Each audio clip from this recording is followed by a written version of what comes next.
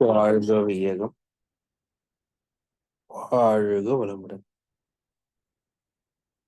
குரு வாழ்க, குருவே துணை. வேதாத்திரியம் வாழ்க வளமுடன். இன்று வரை தோன்றிய அனைத்து சித்தர்களும் மகான்களும் மற்றும் வேதாத்திரிய கோட்பாடுகளை அகிலமெங்கும் பரப்பும் வேதாத்திரிய நட்புலங்களும் சூக்குமமாய் சூழ்ந்தும் இன்றைய தவ நிகழ்வை வழிநடத்திட்டோம். இன்றைய தவ நிகழ்வை இறை வணக்கம் மற்றும் குரு வணக்கத்தோடு இங்கே துவங்குகின்றோம். இறை வணக்கம். எல்லாம் வல்ல தெய்வமது எங்கும் உள்ளது நீக்கமர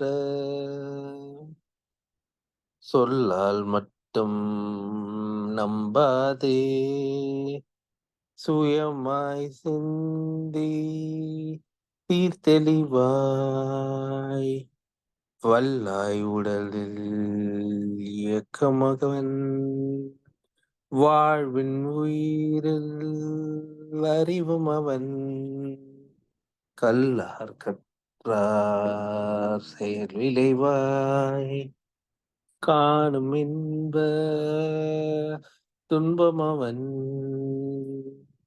அவனின் இயக்கம் அணுவாற்றல் அணுவின் கூட்டு பக்குவம் நீ அவனில்தான் நீ உன்னிலவன் அவன் யார் நீ யார் பிரிவேது அவனை மறந்தால் நீ சிறியோன் அவனை அறிந்தால் நீ பெரியோன் அவன் நீ ஒன்றாய் அறிந்த இடம் அறிவு முழுமை அது முக்தி எல்லாம் வல்ல தெய்வம் அது.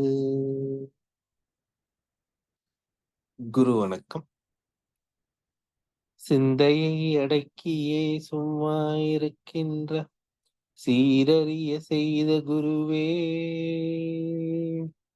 அந்த நிலை இதனில் அறிவு அசைவற்று இருக்க பெரும் ஆனந்தம் பொங்குதங்கே இந்த பெரும் உலகமிசை எடுத்த பல பிறவிகளின் இறுதி பயனாகி சந்ததமும் எனை மறவாத சாந்த வாழ்வழித்தோய் என் சந்தோஷ செய்தி இதுவே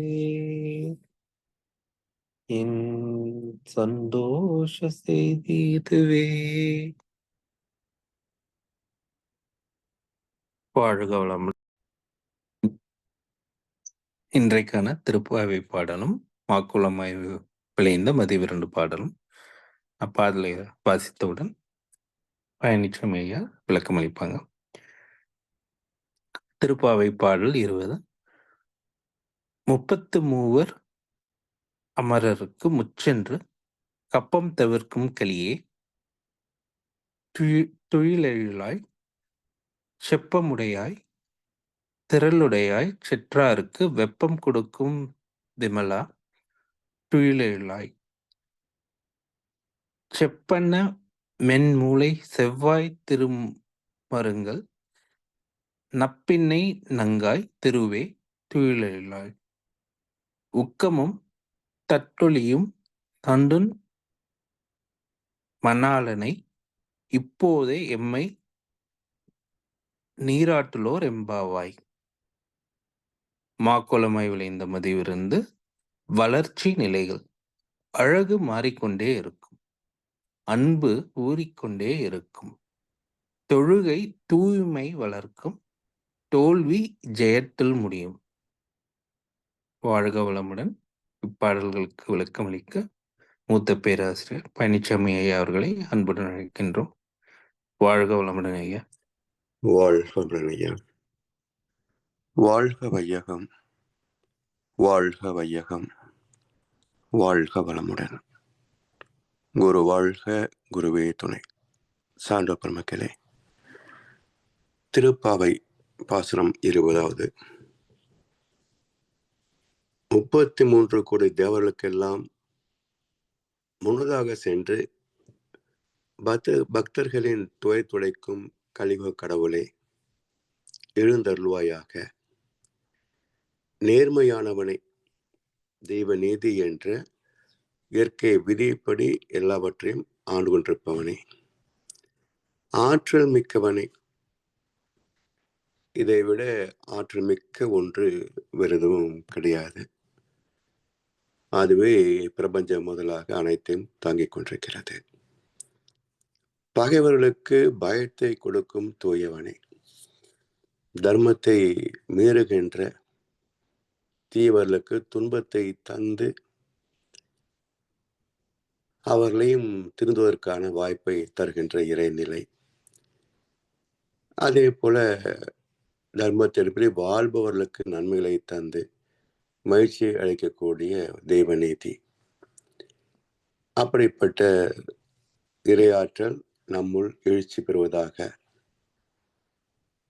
பொற்கலசம் போன்ற மென்மையான ஸ்தலங்களும் பவளச் செவ்வாயும் சிற்றிடையும் கொண்ட நப்பெண்ணை பிராட்டியே, லக்ஷ்மி தாயே எழுவாயாக. எங்களுக்கு விசிறி கண்ணாடியுடன் உன் கணவனாகிய கண்ணனையும் தந்து இப்போது எங்களை அருள் மழையில் நனையச் செய்வாயாக என்று இந்த பாசுரம் இறை உணர்வு பெறுவதற்காக பரம்பொருளையும் பரம்பொருளின் எழுச்சியால் வந்த தாய்மை சக்தியையும் வேண்டுவதாக அமைந்திருக்கிறது.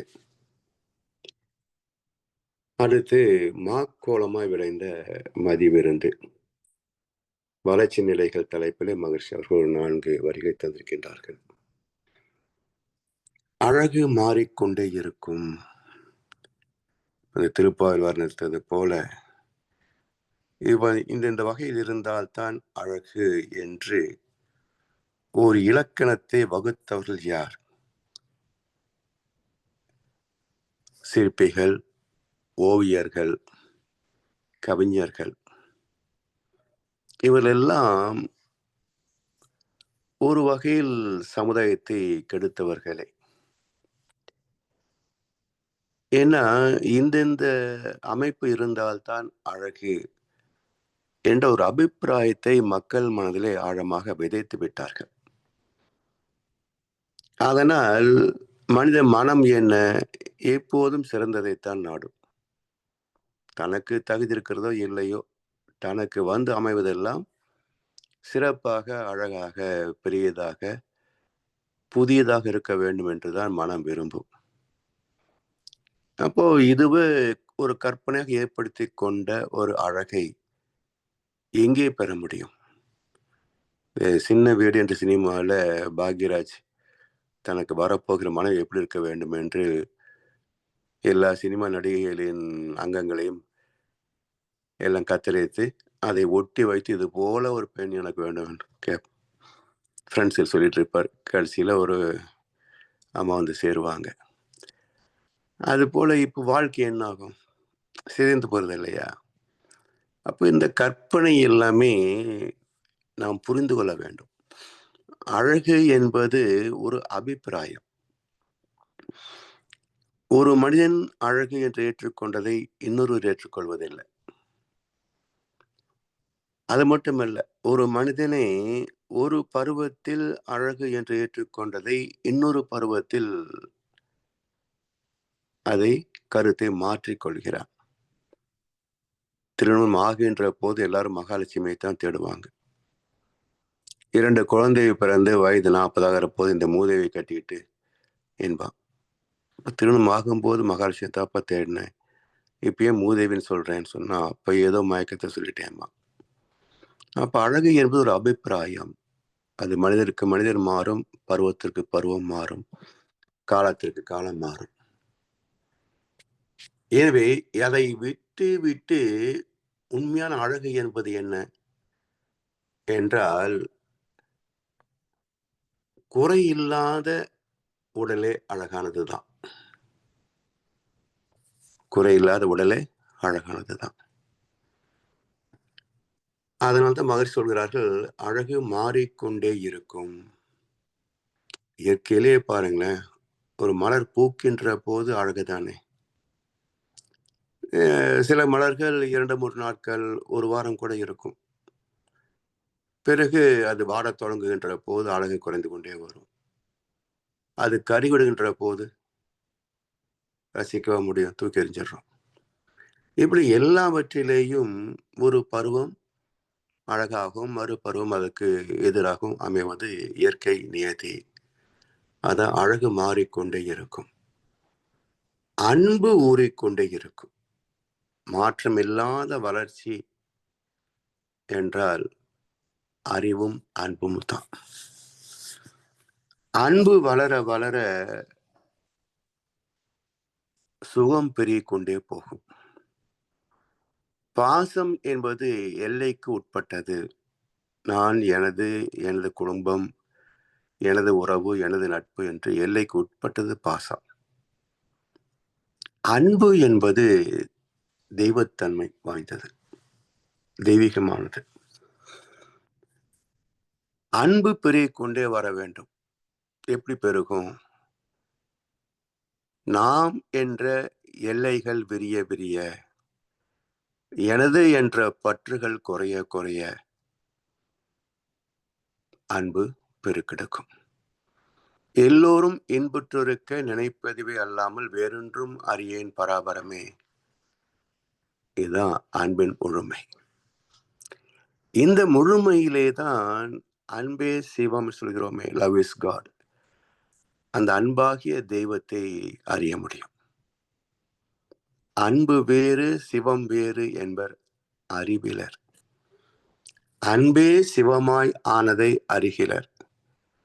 அன்பே சிவமாய் ஆனதை அறிந்தபின் அன்பே சிவமாய் அமர்ந்திருந்தாரே என்கிறது திருமந்திரம். எனவே அன்பு ஊறிக்கொண்டே வர வேண்டும் என்றால் வாழ்க்கையில் நாம் பக்குவமாகிக் கொண்டே இருக்க வேண்டும். நாளும் ஒவ்வொரு பாடம் கூறும் காலம் தரும் பயிற்சி என்பார் பட்டுக்கோட்டை கல்யாண சுந்தரம். ஒவ்வொரு நாளும் நாம் பெறுகின்ற அனுபவங்கள் நம்மை எப்படி தங்கத்தை தூய்மைப்படுத்தி அழகான ஆபரணங்களை செய்கின்றோமோ அதுபோல் அனுபவங்கள் நம்மை சுத்தப்படுத்தி கொண்டே வரும். அந்த தூய்மையின் வெளிப்பாடு அன்பு, அன்பின் வெளிப்பாடு கருணை. இப்படி அன்பு ஊறிக்கொண்டே வாழ்வதுதான் வாழ்க்கையின் பக்குவம், வாழ்க்கையின் நோக்கம். அப்பதான் இறக்கின்ற காலத்திற்குள்ளாக நாம் சமுதாயத்திற்கு பிறவை பயனாக தொண்டாற்றி பிறகு நிறைவு பெற முடியும். தொழுகை தூய்மை வளர்க்கும். இந்த அன்பு மலர வேண்டும், விரிவு பெற வேண்டும் என்றால் மனம் அடங்க வேண்டும். வெளியே ஓடிக்கொண்டிருக்கின்ற மனம் தன்னுள் திரும்பி ஒடுங்க வேண்டும். அப்ப புலன் அடங்கி மனம் ஒடுங்கினால் அன்பு பெருக்கெடுக்கும்.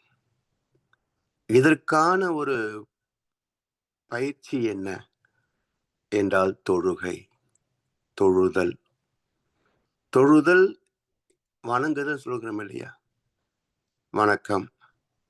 அப்ப வணங்குதல் என்றால் ஏற்றுக்கொள்ளுதல் என்று பொருள்.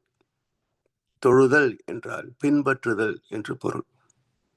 அப்ப இறை நீதியை ஏற்றுக்கொள்வதும் அதை பின்பற்றி வாழ்வதும் தொழுகை. அப்ப எல்லா மதங்களின் அடிப்படை கோட்பாடுகள் என்ன என்றால் மனிதனாக பிறந்த ஒவ்வொருவரும் இறைவனை உணர வேண்டும். இறை உணர்வு. அதை உணர்ந்தால்தான் இறை நீதிதான் இங்கே தர்மம் என்றும் அறம் என்றும் பேசப்படுகிறது. அந்த அற வழியிலே வாழ வேண்டும்.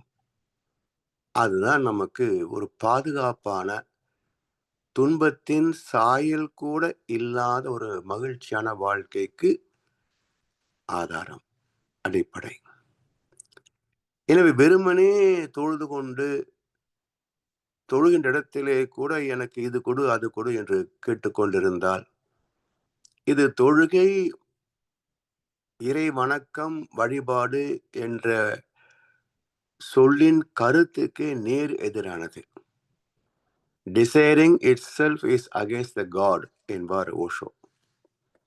இறைவனிடத்திலே எனக்கு இது வேண்டும் அது வேண்டும் என்று கேட்பதுதான் தொழுகை என்பது அரை வேக்காடுகள் ஏற்படுத்தி வைத்த ஒரு சமுதாய சாபம். இதனால் தான் தூய்மையான தொழுகை வியாபாரத்தனமாகி போனது. தொழுகை தூய்மையானது, அது இன்றைக்கு இருப்பது வியாபாரத்தனம். காசு இல்லாம ஒன்றும் கோயிலுக்கே நீங்க போக முடியாது. எல்லாத்துக்கும் பணம் பணம் பணம் பணம். பல கோடிக்கணக்கான மக்கள் பணம் ஒரு நன்மையும் இல்லாமல் கைமாறுகின்ற ஒரு இடம் என்றால் அது கோவில்கள் தான். வெற்று நம்பிக்கையை முன்வைத்து மக்களிடத்திலே கொள்ளையடிக்கின்ற ஒரு தொழில் கோவில்கள். அதில் உள்ள புனிதத்துவமே கெட்டு போச்சுங்க. எந்த நோக்கத்திற்காக நம்முடைய முன்னோர்கள் ஆலயங்களை நிறுவி வழிபாட்டு முறைகளை அமைத்து நாம் மகிழ்ச்சியாக வாழ வேண்டும் என்று விட்டு சென்றார்களோ அந்த நோக்கத்திற்கு முற்றிலும் நேரெதிராக சிறிது கூட பொருத்தமே இல்லாத வகையில் ஒரு வியாபாரத்தனமான ஒரு காரியம்தான்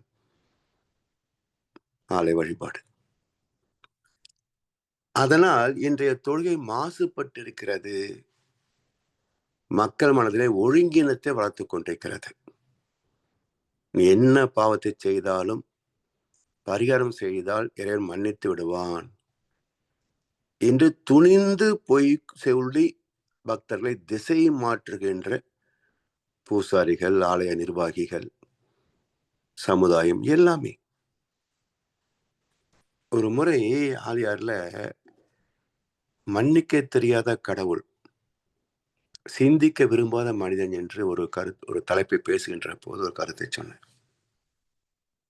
அந்த வகுப்பு முடிந்த உடனே பல அன்பர்கள் சொந்து கொண்டார்கள். என்னங்க இப்படி சொல்றீங்க? எல்லா மதங்களும் இறை மன்னிப்பான்னு தான் சொல்றாங்க, நீங்க மன்னிக்க தெரியாத கடவுள்னு சொல்லிட்டீங்களே. நான் சொன்னேன், இது ஒன்றும் பெரிய ரகசியம் ஒன்றும் இல்லைங்க. இது நானும் மகரிஷியும் சொல்லலை. பல மகான்கள் சொன்ன கருத்துக்களை தான் நான் இன்னைக்கு கொஞ்சம் நறுக்காக சொல்லியிருக்கேன், அவ்வளவுதான். தைக்கும்படியாக சொல்லியிருக்கேன். சரி, இப்ப இறை மன்னிப்பான்னு உங்களுக்கு நம்பிக்கை இருக்கு இல்லையா? ஆமா. அப்படி என்றால் காலங்காலமாக நாம் அடிக்கடி கோவிலுக்கு போகிறோம், தினசரி வீட்டிலே வணங்குகிறோம், செய்த பிழையும் அறிந்த பிழையும் அறியாத பிழையும், இப்படி எத்தனை குறைகள், எத்தனை பிழைகள், எத்தனை அடியேன், எத்தனை செய்யினும் பெற்றவன் நீ குரு, பொறுப்பது உன் கடன் என்று கந்த சஷ்டி வரை பாடிக்கிட்டு இருக்கிறோமே, துன்பமே வரலையா வாழ்க்கையில் என்று கேட்டேன். அப்பப்ப வரதாங்க செய்யுதுன்னாங்க. நீங்க தான் வணங்கினீங்களே, அப்ப மன்னிச்சிருக்கணும் இல்லையா? மன்னித்திருந்தால் துன்பம் வரக்கூடாது அல்லவா என்று கேட்டேன். கொஞ்சம் யோசிச்சாங்க. ஓரளவுக்கு எல்லாம் மனம் நிறைவோடு போயிட்டாங்க. ஒரு அன்பர் மட்டும் தொடர்ந்து இங்க எப்படிங்கய்யா எப்படி சொல்றீங்கன்னு தயங்கிட்டே இருந்தார். நான் என்ன சொல்லணும்னு பார்த்தேன். சரி, உங்ககிட்ட முதலாக இறைவன் மன்னிப்பான்னு யாரும் சொல்லியிருப்பாங்க இல்லையா? ஆமாங்கய்யா. எப்படி மன்னிப்பான்னு கேட்டீங்களா? இல்ல. ஏன் கேட்கல? யோசிச்சார். நான் சொன்னேன், ஏன் கேட்கலன்னா, பாவத்தை செய்கின்ற மனதுக்கும் அதை மன்னிக்கின்ற கடவுளுக்கும் ஜோடி பொருத்தம் ரொம்ப நல்லா இருக்கு. நாம பாவத்தை செய்துகிட்டே போலாம், மனம் ஆசைப்பட்டபடி. உண்டியில காசு போட்டா பரிகாரம் பண்ணினா இறை மன்னிச்சிருவான். ரொம்ப சிம்பிளா இருக்கு இல்லையா? அதனால் எதிர்கேள்வியை கேட்காமல் ஏற்றுக்கொண்டோம். ஆனால் இறைவன் மன்னிக்க மாட்டான் என்ற கசப்பான உண்மையை இப்போ நாம் கேள்விப்படுகின்ற போது மனசு தத்தளிக்குது, ஏற்றுக்கொள்ள மறுக்குது. காரணம், இதுவரை பாவம் செய்தே வாழ்ந்து பழகிய மனம் அதுக்குரிய தண்டனை வந்தே தீரும் என்ற விதி தெரிந்து கொள்கின்ற போது துன்பத்திற்கு பயப்படுவதும் இனிமேல் பாவம் செய்ய முடியாது என்ற தவிப்பும் தான் உங்க தயக்கத்துக்கு காரணம். இது நல்ல மாற்றம் தான், கருத்திலே மாற்றம் இல்லை. உங்களுடைய மனம் ஏற்றுக்கொள்கின்ற வரைக்கும் நீங்க தொடர்ந்து இதை சிந்திங்க என்று சொன்னேன். அப்படி தொழுகை என்பது இன்றைக்கு திசை மாறி போனது. அதனால் தோல்விகளை தொடர்ந்து சந்தித்துக் கொண்டிருக்கிறோம். இன்பம் கனவில், துன்பம் எதிரில் தொடர்ந்து அனுபவித்துக் கொண்டே இருக்கிறோம். வெற்றி எப்போ ஒரு நாள், தோல்வியில் அடிக்கடி. அப்ப தோல்வி ஜெயத்தில் முடியும். தோல்வி இல்லாத வாழ்க்கை எப்படி கிடைக்கும்? இறை நீதியின்படி வாழ்ந்தால் மட்டுமே துக்கம் இல்லாத, துன்பம் இல்லாத, தோல்வி இல்லாத, வறுமை இல்லாத, பகை இல்லாத நல்ல ஒரு வாழ்க்கை அமையும். அதனால் இந்த 4 வரிகளிலேயே வாழ்க்கையின் வளர்ச்சி நிலைகள், பிறக்கும் போது எல்லாம் அறியாமையில் தான் பிறக்கிறோம். ஆனா அப்படியே இறந்து போகக்கூடாது.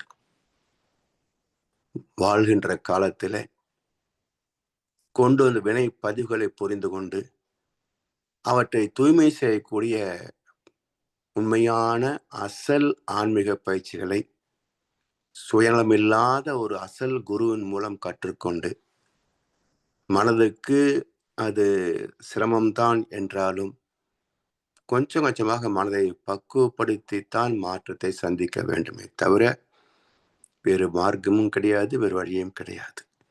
வாழ்க்கை என்பது அனுபவிப்பதற்காக பிறந்ததல்ல, வினை பதிவாம் சுமையை விடுத்து தூய்மை பெறவே.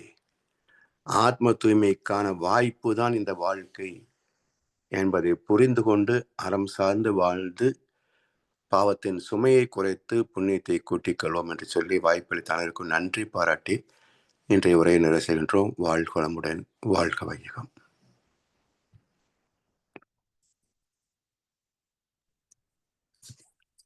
வாழ்க வளமுடன் ஐயா. வாழ்க வளமுடன் ஐயா. வாழ்க வளம். அருமையான கருத்துக்கள் ஐயா. இன்னைக்கு ஆங்கிலத்தில் சொன்னாங்கன்னா அந்த நியூ தாட் ப்ராசஸிங், இப்படியும் சிந்திக்கலாமா அப்படின்ட்டு. இறைவன் மன்னிக்கவே மாட்டார். அத நாமும் சிந்திச்சு ஐயா சொன்ன கருத்துக்களை இந்த இயற்கை நீதி, இறை நீதி, அதன்படிதான் செயலுக்கேற்ற விளைவு வரும்ட்டு மகரிஷி அவர்களும் சொல்லியிருக்காங்க. அந்த சிந்தனை இன்னும் அத தெளிவாகி கொண்டே இருக்கிறது. நம்ம வாழ்க்கையை இன்னும் செம்மைப்படுத்திக் கொள்வோம்.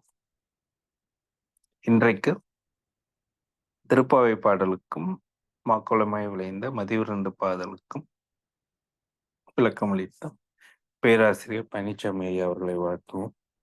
அருள்நிதி பழனிசாமி ஐயா அவர்கள் வாழ்க வளமுடன், அவர்களின் அன்பு குடும்பம் வாழ்க வளமுடன், அவர்களின் உடல் நலம், பொருள் வளம், மனவளம் மற்றும் அவர்களின் ஆன்மீக தொண்டு வாழ்க வளமுடன், வாழ்க வளமுடன், வாழ்க வளமுடன்.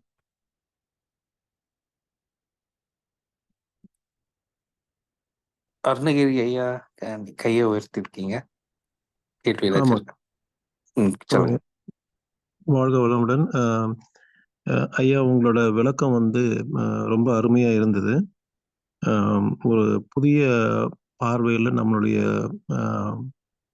தியானத்தையும் அல்லது நம்மளுடைய வேண்டுதல்களையும் பார்க்கணும் அப்படிங்கிறதுல ரொம்ப தெளிவா இருந்தது. இதுல எனக்கு ஒரு கேள்வி இருக்குங்க. அந்த திருப்பாவை பாடல்ல அதுல விசிறிய பத்தியும் கண்ணாடியை பத்தியும் சொல்லியிருக்காங்க. அது வெறுமனே சொல்லியிருக்காங்க.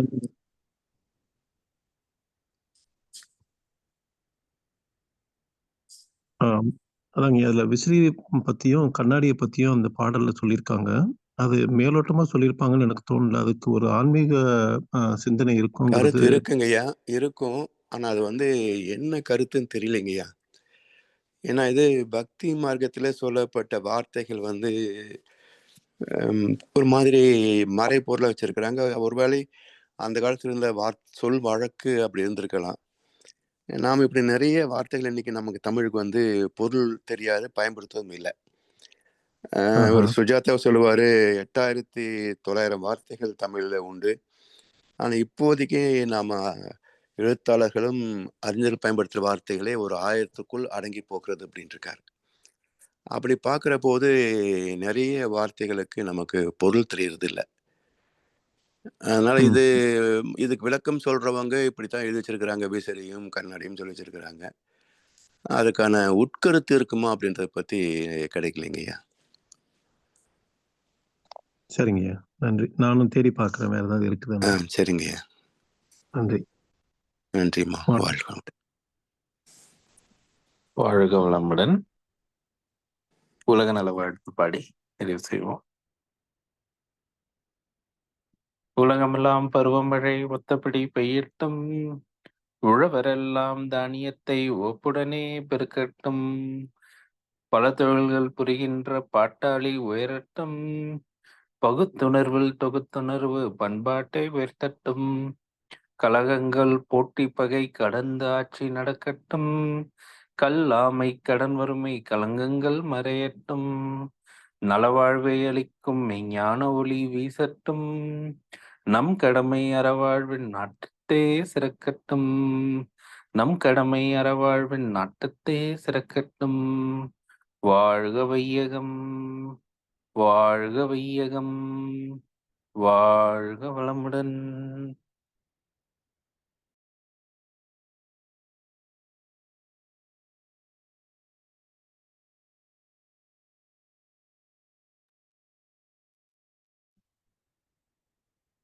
இளங்கோ ஐயா நிறைவு செய்திருக்கலாமா? சரிங்கய்யா. ம். வாழ்க வளமுடன். இன்றைய தவத்தில் கலந்து கொண்ட அன்பர்கள், தவத்தை வழிநடத்தியோர், நற்சிந்தனை வழங்கியோர், பாடல்கள் பாடியோர் அனைவரும் வாழ்க வளமுடன். அவர்களின் அன்பு குடும்பம், அவர்களின் உடல் நலம், மனவளம், பொருள் வளம், அருள் தொண்டு, ஆன்மீக தொண்டு வாழ்க வளமுடன், வாழ்க வளமுடன், வாழ்க வளமுடன். இத்துடன் இன்றைய காலை தவம் நிகழ்வு மகிழ்வோடும் நிகழ்வோடும் இனிதே நிறைவு பெறுகின்றது. இறையருளும் குருவருளும் நம் அனைவரையும் எப்பொழுதும் சூழ்ந்திருந்து நம்மை இந்த இறைநிலை நற்பயணத்திலே சிறந்த முறையிலே வழிநடத்தட்டும் என அனைவரையும் வாழ்த்தி வணங்கி நன்றி கூறி அமைகிறோம். வாழ்க வையகம், வாழ்க வையகம், வாழ்க வளமுடன்.